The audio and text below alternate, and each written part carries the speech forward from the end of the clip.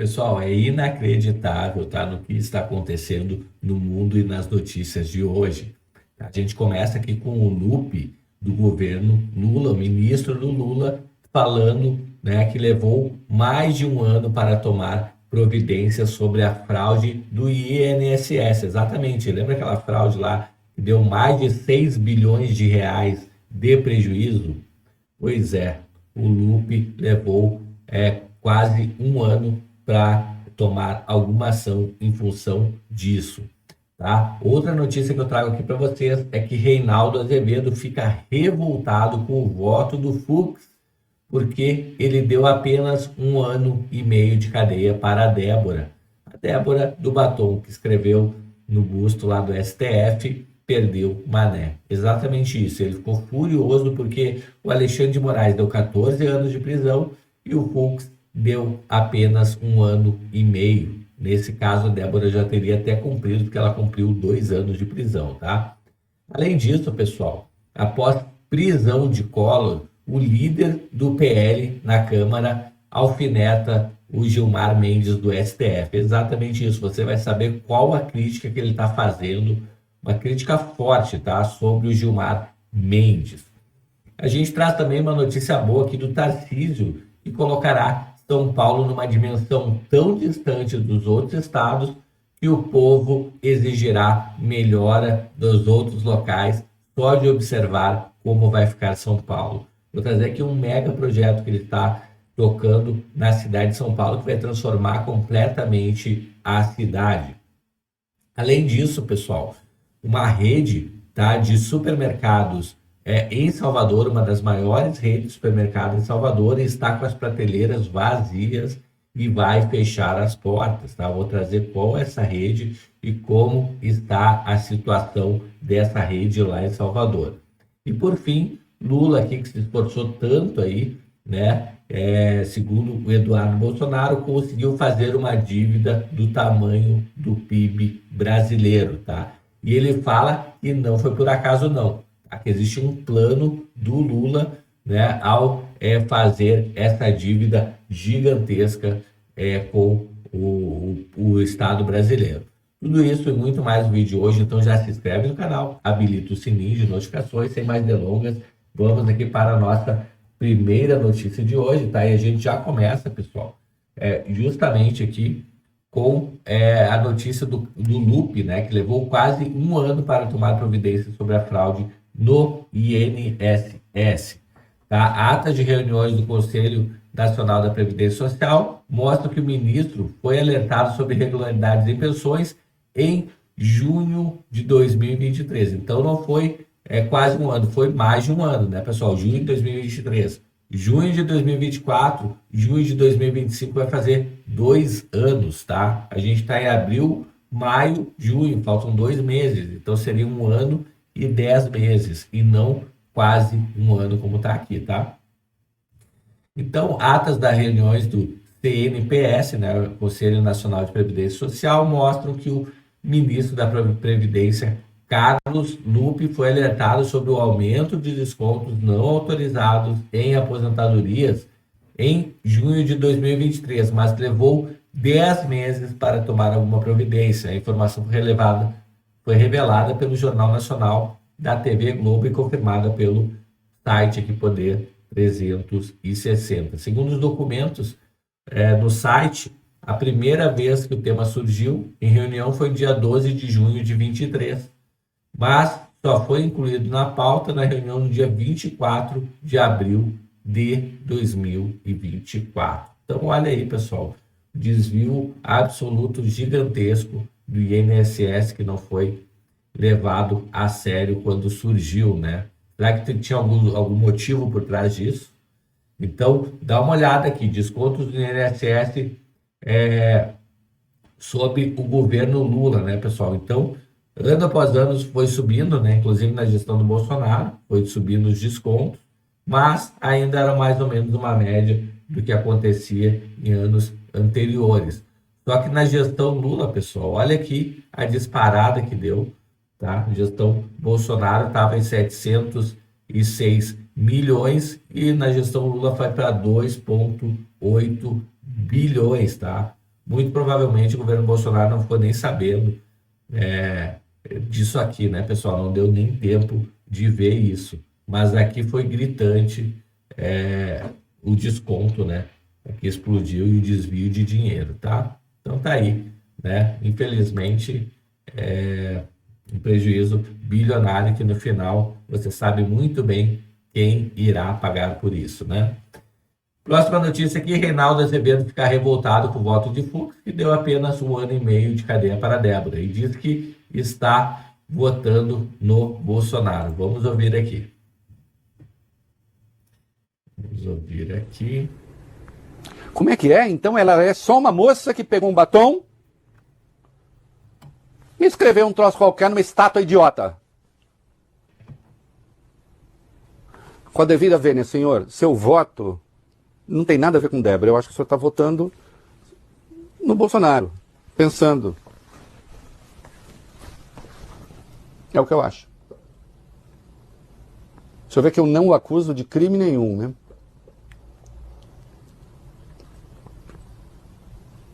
Só acho o seu voto um desastre. Um desastre irrelevante, porque o senhor perdeu feio. Mas, de qualquer modo, se torna herói de alguns. Insisto, um voto escandaloso. Ô Alexandre Voglio Bene, Alexandre Bentivogli. Oi. Arthur Couve. Pois não. Alguém que depredasse um prédio privado, assim, ministro Fux, se fosse parar no Supremo, o ministro Fux daria pena de 1 ano e meio? Duvido. Duvido. Quem não extingue ação penal alegando questão técnica para esperar primeiro a questão do habeas corpus, não sei o quê, para quem rouba a galinha, daria uma pena muito maior. Invadiu. O senhor teve que dormir no Supremo. O senhor teve que dormir no Supremo. Porque havia risco de invasão. Que força passou a atuar no seu voto? Força intelectual, eu digo. Não estou falando que o senhor se corrompeu de nenhuma maneira. O Fux é um dos ministros mais duros que tem no Supremo. É o segundo ministro que concede menos habeas corpus no Supremo. Ele é duro. É um homem duro. Mas às vezes o coração dele amolece. Ah, tá vendo? Quando você não concorda, você trata o ministro com desrespeito. Eu? Desrespeito? Zero. Crítica? Total. Considero o voto indecente, indecoroso, absurdo. Considero. Pessoal, então os blogueiros de esquerda achando que é absurdo o voto do Fux de 1 ano e meio para uma pessoa que simplesmente escreveu com batom lá, perdeu o mané no busto do STF, e saiu no outro dia com água e sabão, sendo que ela nem adentrou, né, dentro do prédio do STF e não quebrou nada, tá? Então tá aí. Ele acha que é desproporcional essa pena, né? Eu acho que faz todo sentido, mas vamos lá. Próxima notícia aqui, após prisão de Collor, líder do PL alfineta Gilmar Mendes, disse que era organização criminosa, tá? Então, pessoal, o líder do PL na Câmara dos Deputados, Sóstenes Cavalcante, alfinetou o ministro do Supremo Tribunal, Gilmar Mendes, após a prisão do ex-presidente da República, Fernando Collor de Mello, tá? Vamos entender aqui. O parlamentar lembrou que o ministro era crítico da Operação Lava Jato, que iniciou a investigação que resultou na prisão do Collor. Segundo Gilmar Mendes, colega do Alexandre de Moraes, a Lava Jato era uma organização criminosa. Agora, com a palavra, o ministro Gilmar Mendes, disse Cavalcante a Itatiaia. A prisão, pessoal, é consequência da condenação do Collor a 8 anos e 10 meses de reclusão pelos crimes de corrupção passiva, lavagem de dinheiro e ação derivada da Lava Jato. O caso foi julgado no STF devido ao foro privilegiado que o ex-presidente possuía à época, quando era senador pelo PTB de Goiás. Tá aí, pessoal. Então, o Collor vai ser o único né, preso em função da Lava Jato. Todos os outros, inclusive os empreiteiros, estão soltos por aí, porque, segundo Gilmar Mendes, né, era uma organização criminosa a Lava Jato. Então tá aí, né, acho que eles estão querendo mandar um recado claro para o Bolsonaro ao prender o Collor, né, que é um ex-presidente. Próxima notícia aqui, pessoal, Tarcísio aqui fazendo uma mega obra aqui que vai mudar a cara de São Paulo. Vamos ver aqui. Vamos ver ele falando aqui. Olha, aqui Dinamarca, lá do outro lado da Alemanha, e aqui a gente está vendo o início da obra do maior túnel imerso do mundo. Mas a gente está aqui para pegar as melhores práticas e levar bem pertinho da gente, lá para o túnel Santos Guarujá. Um sonho, um desejo de mais de 100 anos que começa a tomar forma.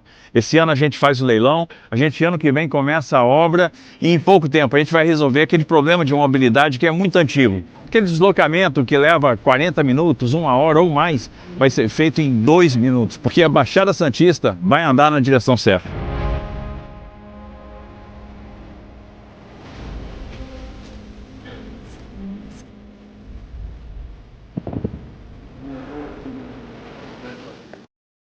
Olha, aqui Dinamarca, pessoal, lá do outro lado da Alemanha. E aqui... túnel que vai ligar Santos a Guarujá. Quem conhece aqui essa região, né, próxima a São Paulo, sabe que demora de 40 minutos a 1 hora para ir de uma cidade para outra, sendo que uma cidade é colada na outra, tá? Então ele vai fazer um túnel por baixo da água, né, que ligue uma cidade a outra, e foi lá na Alemanha pegar esse know-how para trazer aqui para o Brasil.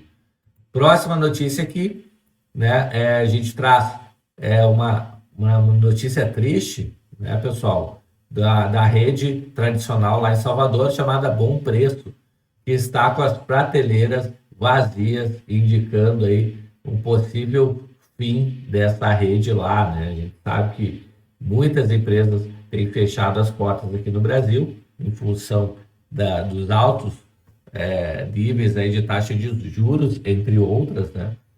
Que o governo está tornando praticamente impossível a vida de muitas empresas aqui no país.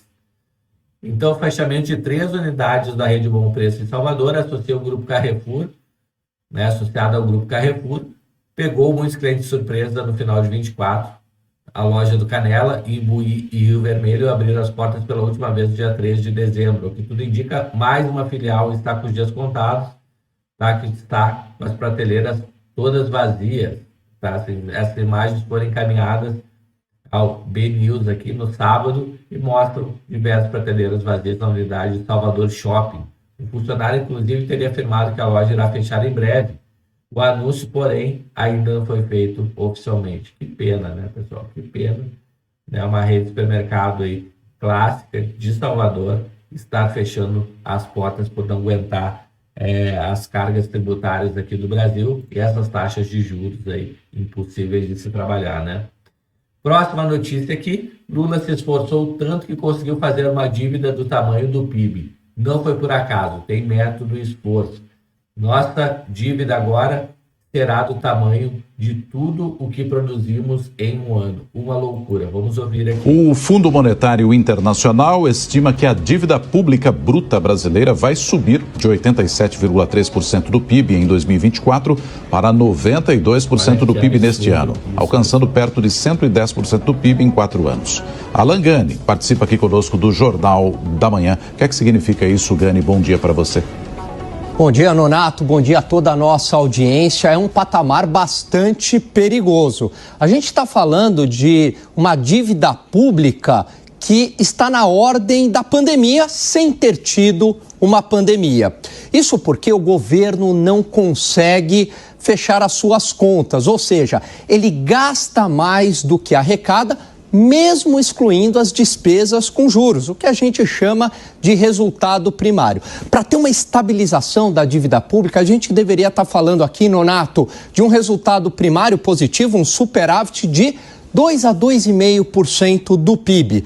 Mas a verdade é que no ano passado esse resultado foi um déficit de menos 0,4% do PIB e tudo indica que em 2025 também haverá um déficit primário em relação ao PIB. E isso vai fazendo com que o governo tenha que pegar mais recursos emprestados da sociedade, porque não consegue se financiar apenas com os impostos. E aí a dívida aumenta. Com a dívida neste patamar, a taxa de juros aumenta, porque fica muito arriscado emprestar dinheiro para o governo. O prêmio pelo risco aumenta e isso tem impacto em todo o setor produtivo. O título da dívida acaba sendo um balizador para o custo de capital de terceiros das empresas, por exemplo, como a empresa emite uma debênture, e o custo de capital próprio também. Então isso é um sinal bastante ruim, afeta também as expectativas. Agora, o mais triste disso tudo é que o próprio governo já admitiu que em 2027 as contas públicas vão ter um colapso. E aí, vai ficar por isso mesmo? Pessoal, o governo admitindo que vai ter um colapso em 2027, só que em 2027 o Lula não vai estar mais no poder. Ou seja, vai ficar a bomba vai ficar armada para explodir em 27, já quando tiver um outro presidente. Ou seja, o presidente que ganhar as próximas eleições vai ter uma bomba, um abacaxi na mão, tá? Porque o país está extremamente endividado. Olha que tristeza, pessoal, o desgoverno do PT acaba com o país e ainda quem vai pagar a conta é o próximo governo, né? Que nem fizeram na Argentina. A esquerda acabou com o país e deixou uma bomba para o Milei, tá? E ainda ficam falando mal do Milei na Argentina. Olha, isso é o que vai se repetir aqui no Brasil, tá bom? Chegou até aqui no vídeo, se inscreve no canal, habilita o sininho de notificações e a gente se vê num próximo vídeo. Até mais, tchau, tchau!